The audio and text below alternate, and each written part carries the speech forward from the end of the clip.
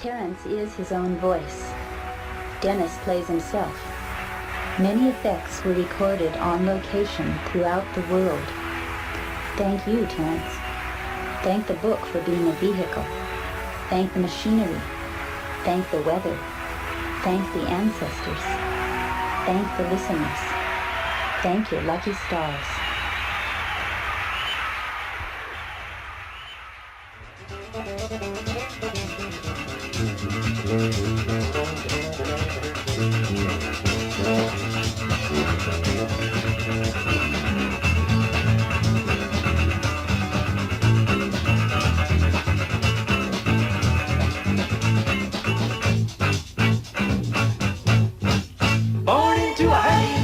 Community with a high intellectual school. We read a high intellectual books according to a high intellectual rule. Don't you know what I used to know? Disappeared on the river like corn and snow. Lord above, when it came to love, I was a high intellectual fool.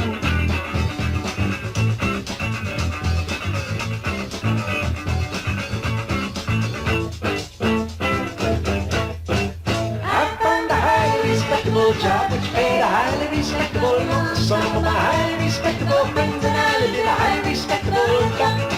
Don't you see what I used to be? Disappeared on the river, just flowing free. Lord is dry. When I came to life, I was a highly respectable chump.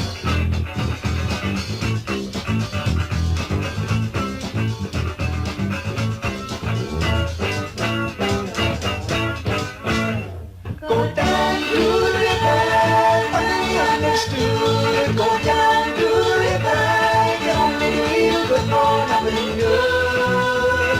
You can only do you good for nothing good.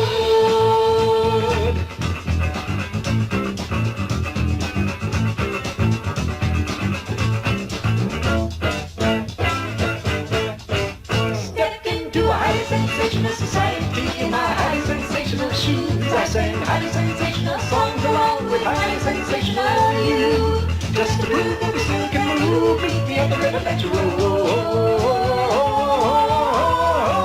That groove. Lord, light, are you here tonight? I'm in a highly sensational mood.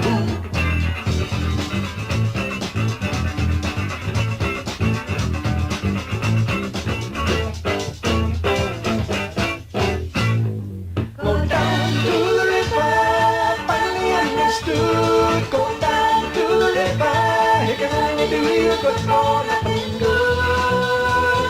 It can only do you good for nothing good.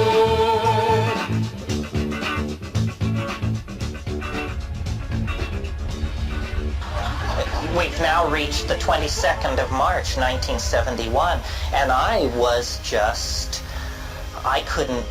couldn't talk to anybody. I was in a very, very, very, very strange place. I mean, things went on, well, just as an example, because there wasn't much of this 3D stuff that you could wrap your mind around, but everything was teaching me.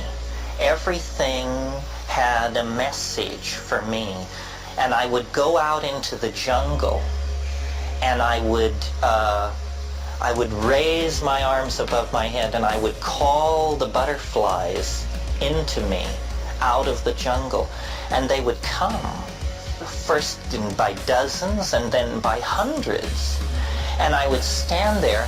And here's how the thought progression would go. I would call the butterflies in, and then it would move me to tears. So there I am standing, covered with butterflies, tears of joy streaming down my face, and streaming down my face, and streaming down my face. And finally I began thinking, so now what? And then I think, the people back at the camp who doubt me, those bastards, wait till they see this. So then I would go to the camp, and I would be smiling, the tiny smile that only Buddhas can manage, and I would invite them into the jungle to see something unannounced. And so they would say, well, I don't know, you're just, all right, we'll go. So then we would go into the jungle, and I would raise my hands above my head, and I would call the butterflies in, and none would come. And these people would just say, oh God, it's getting worse and worse and worse.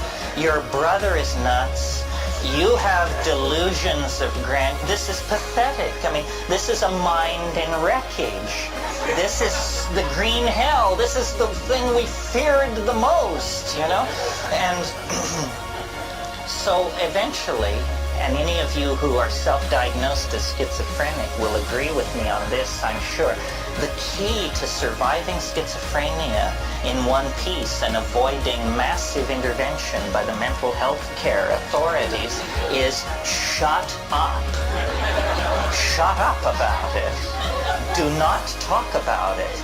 Of course you can raise the dead and heal the sick and divine distant event, but just shut up about it, or you're not going to make it through. Well, eventually everybody else sort of renegotiated themselves back to some kind of reality. My brother flew back to the States, and I was, in a sense, left in the Amazon to mull all this.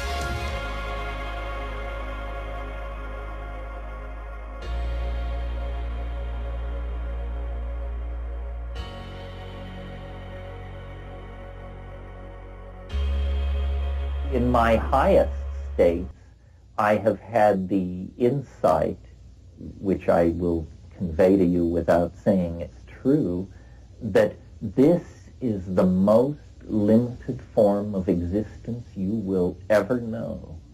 You can't be deader than this. This is the bottom line. And so the good news is it's only up from here. Any similarity to persons living or dead is purely coincidental.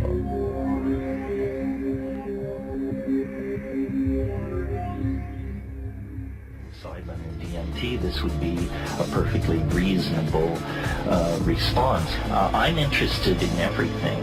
To my mind, the psychedelic agenda means visiting the most remote parts of the world, reading the most forgotten and obscure literatures, and having the most extreme experiences that one can enjoy safely.